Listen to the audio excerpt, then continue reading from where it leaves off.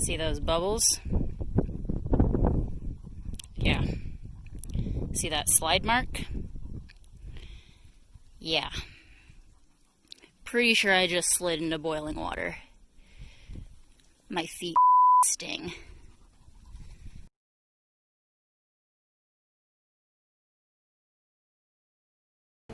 So I don't have a camera cable that connects to my laptop, which I am planning on ordering. So, woo! That got dark. Which I am planning on ordering, so hopefully that helps so I can actually like see what I'm recording to kind of fix some of the focus issues. In keeping with the self-imposed schedule of trying to get an upload up by next Monday, I'm not pre-planned enough or like fancy enough to be like, oh, I thought this through all the way and I have numerous videos that are ready for upload. Instead, we're just winging it. So kind of really throwing it back to March 16th. March 16th was ground zero of when I burnt my foot. That's what this video is about. Viewer discretion is advised if you have a weak stomach, if you don't like seeing injuries, if burns bother you. Probably a good time to click away from this video. But if you're interested in kind of like the whole process, that's what you're here for, right? So, day zero, this is why I need to go to the gym, because holding this camera up is making my arm tired. I got home from Black Rock Desert, and, you know, I don't remember if the last video encompassed this. I probably should go back and watch it to make sure I'm not repeating myself, but just in case I am, if you're watching this one and you haven't seen part one yet, I burnt my foot in a hot spring in Black Rock Desert. Trego Hot Springs, they are beautiful. They're a natural wonder. They are safe to soak in if you don't do what I did and just kind of like walk straight into it. I definitely went into the hotter side versus where it's cold, lush, grassy, and you can like walk forward towards the source of the geothermal water. But anyway, so I burnt my foot close to like 1:30, 2 o'clock. Poured cold water on it, but I think that's really, and you'll see it in the pictures, I think that's the difference. I think that's why my left foot is okay and my right foot sustained second and third degree burns, because I put most of the water on my left foot and then proceeded to go to the right. So without repeating myself too much, got home, was at urgent care by like 5:30, almost 6 o'clock. I got home at like 5:30. Waited in the waiting room for like 20-30 minutes, long enough for my partner to like drive to the gas station and get drinks while we were waiting in the urgent care waiting room. Was finally seen, and then I had to get a tetanus shot, you know, your Tdap vaccine, all of that stuff. So day zero, so many dog licks. So this is attempt 3, guys. This will be up by tomorrow. I promise it will be up by tomorrow.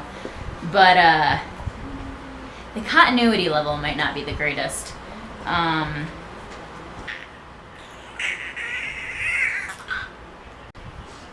wish I could have flipped this and see. Guys, let him out. Or here is the gold mine. The gold mine of photos. Okay, so I talked about March 16th. Day zero, when I went to urgent care. Now, March 17th, I spent most of the day at home. Like, I didn't do anything. I left it in the burn wrap that they had applied. But on the way home from urgent care the night of the 16th,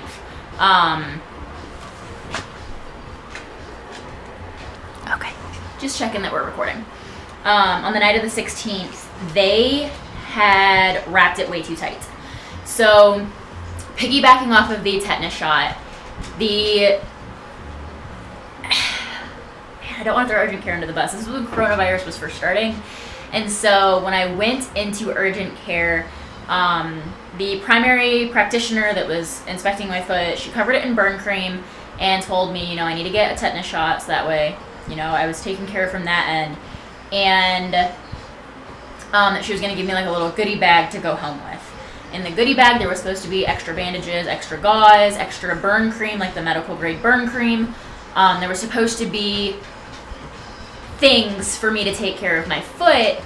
And spoiler alert, so she left and she seemed very new. She was very sweet, very nice, but she seemed very new. It was a different practitioner that had come in, and I don't know if she was doing a residency or something, but she wrapped my foot like it was a sprained ankle.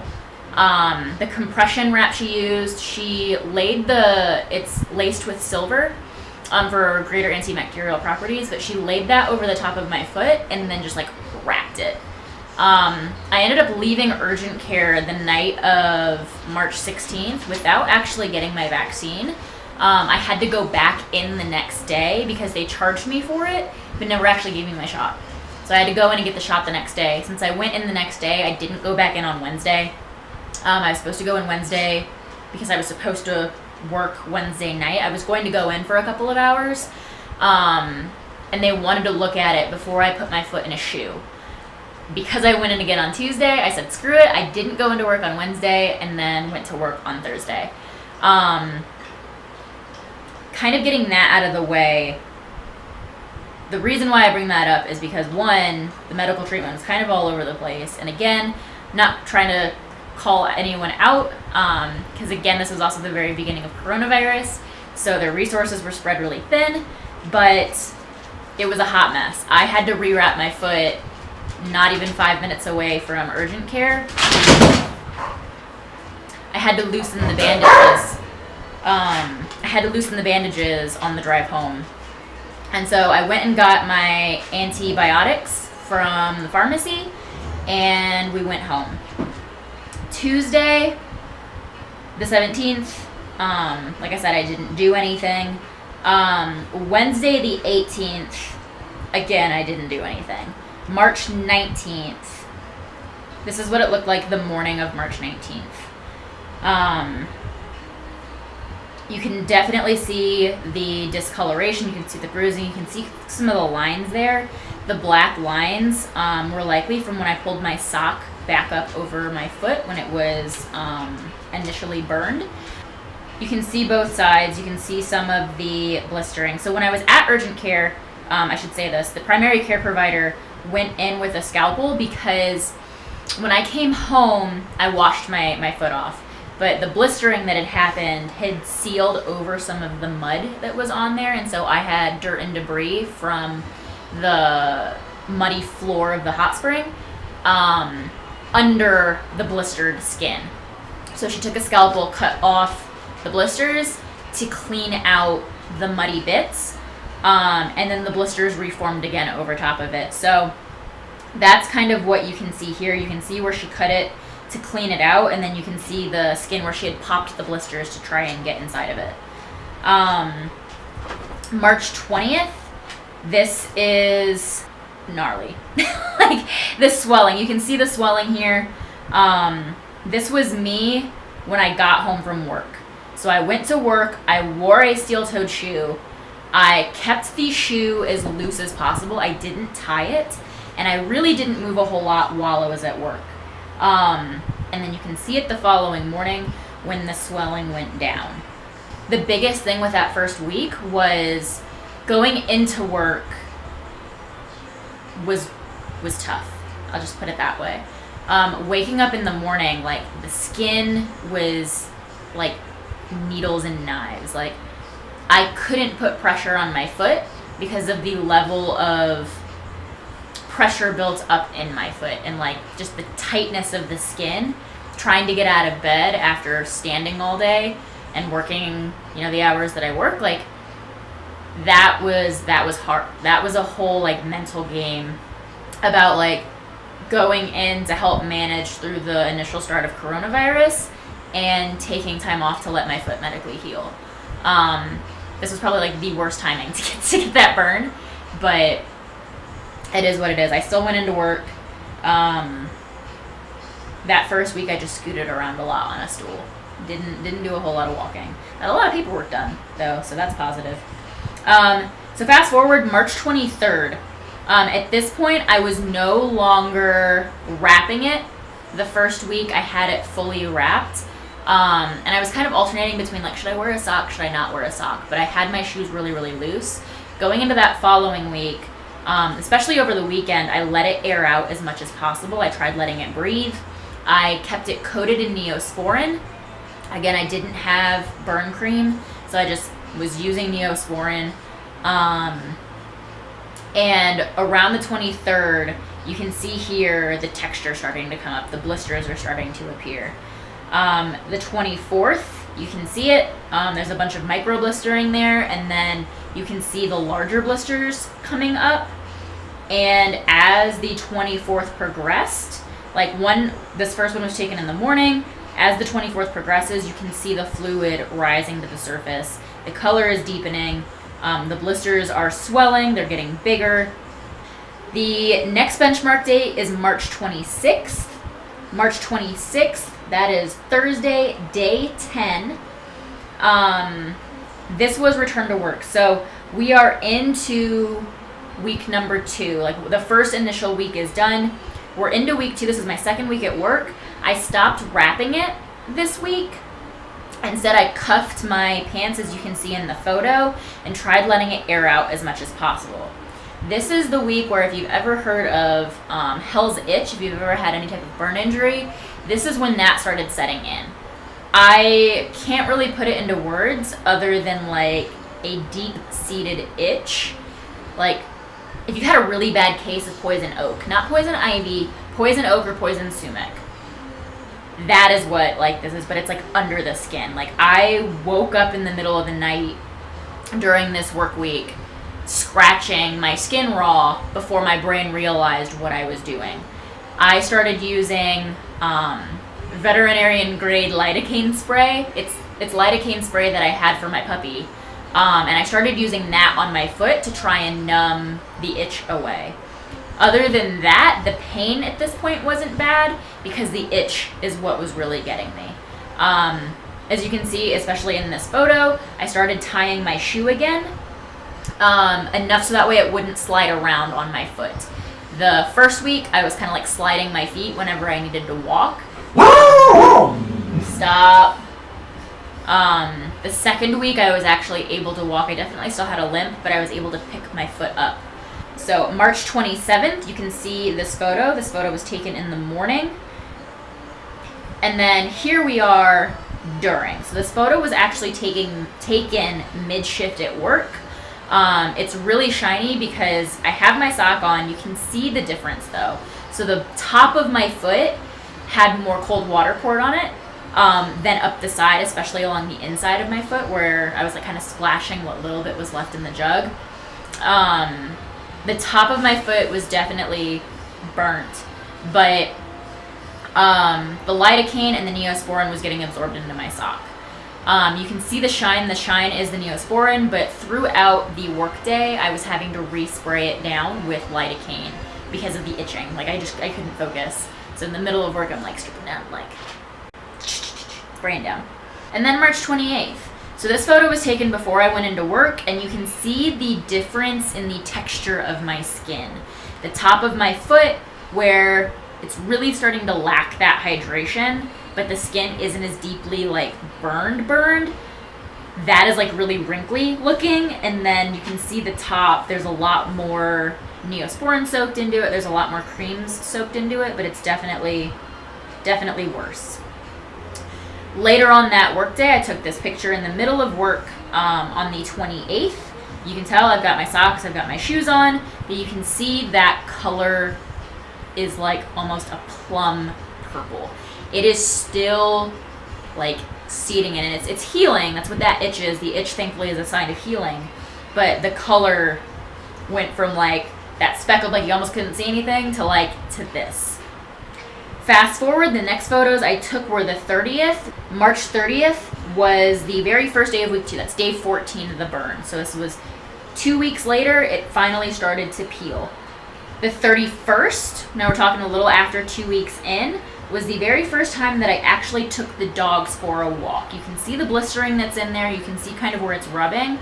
But I was able to take the dogs for a 1 mile walk. And that's the first time I was able to do that since the burn injury. So jumping forward to April 2nd, we're at day 17 and it's next level peeling. Like you can really see it like starting to peel back. April 4th, at this point I wasn't rolling my pants up anymore. So I had my pants rolled down and my pants were kind of brushing against the peeling skin. And it was kind of flaking it off. So you can see along the inside where it's really flaked off and healed. Like that outer burnt layer has fallen off.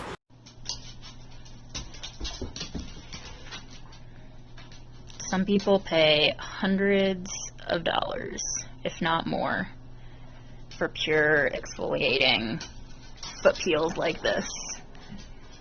And here I am just, saving money, doing it the all natural way. Yeah, that's what we'll go with. That is what we'll go with. Bloop. Yep, April 7th, you can see it, it's looking good. You can also see my leg hair growing there and looking long and solid. Everything's starting to grow back, minus the hair and the burnt part of my foot. My burnt part of my foot, and I'm looking at it right now, there is some like little stubble that's started to regrow in the front, but the left side where the bulk of the deep-seated like plum purple color is, there's no hair there. There is no hair. Hair does not grow back there. I was expecting a dog bark.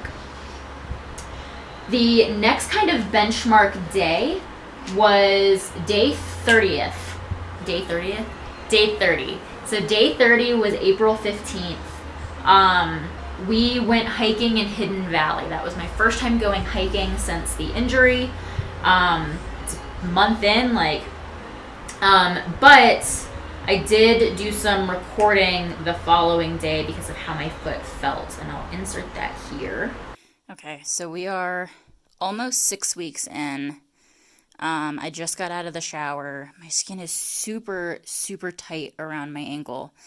Now, I wanted to mention specifically, every time I get out of the shower, I hydrate it, I put on lotion,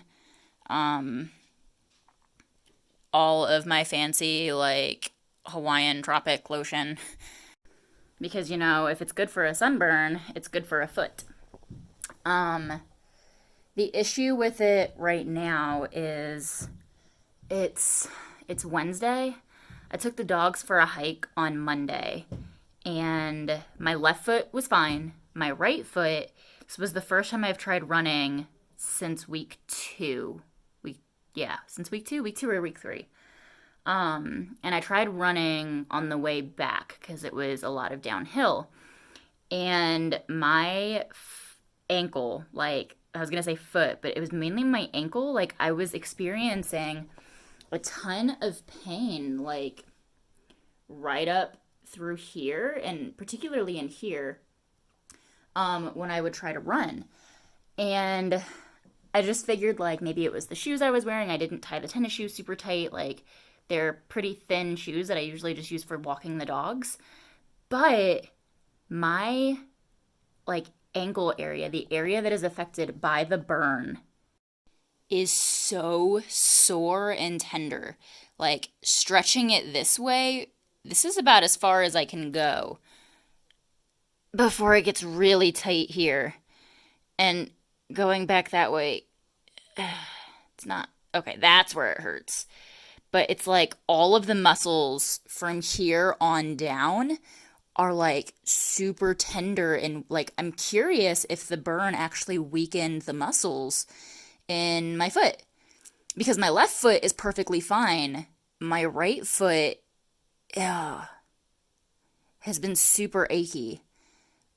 Flexing it, I can, cramp.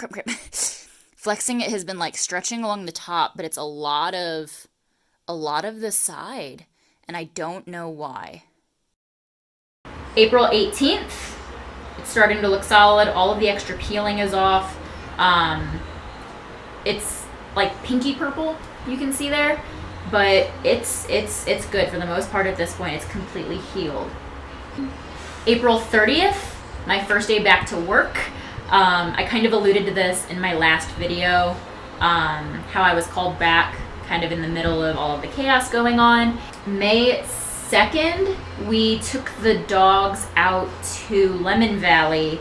My partner was riding his dirt bike, and I took the dogs for a very short hike. It was like a straight incline, but it wasn't very tedious. It wasn't very like exhausting on my foot or anything, so it wasn't bad.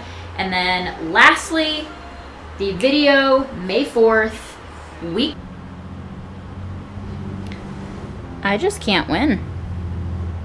I just can't win at all. You're really far away. I'm gonna get you close. I'm gonna refocus here. If I can focus on you. Ooh, ooh, ooh, ooh. I'm just gonna hope that this is somewhat in focus. So not only did I realize that the camera had stopped recording when I was almost done. I was almost made it, like 2 or 3 minutes shy. But also reviewing the footage because my camera doesn't do playback, so I had to hook it up to my computer. I also realized I was out of focus the whole time. Hooray. Beginner YouTuber problems. Yeah. So, May 7th, is that what date it was? May 4th, yeah. May 4th, week 7, that's day 49. That is when I waxed my leg for the first time, like actually like did the hair removal for the first time since the injury. That video has been linked numerous times throughout this. If you haven't watched it already, check it out. Here we are. It is the 26th of July. It's like day 100 something, something, something. And this is what it looks like now. At least from this end of the camera, I can make sure that you can actually see what the burn looks like. This portion, I'm pretty sure has the level of scarring it does, because this is where I would scratch the most. I would wake up in the middle of the night like scratching at my leg. But yeah, I have at this point just fully embraced that I'm gonna have like either this birthmark looking thing or like just this discoloration here. This is my own personal reminder to always love, respect, and be careful in nature. So thank you for watching. If you haven't seen my video from last week, please check that out. It'll kind of go through the growth and development process and kind of what I hope to achieve. But this video is up on time. It's got its fair share of issues, but I'll work on ironing those out. For now, consistency is my #1 goal, and this video is up on Monday. It should be done before Monday, but I'll post it on Monday. So that being said, thank you for watching. Like, comment, subscribe, and I will see you next week. Bye.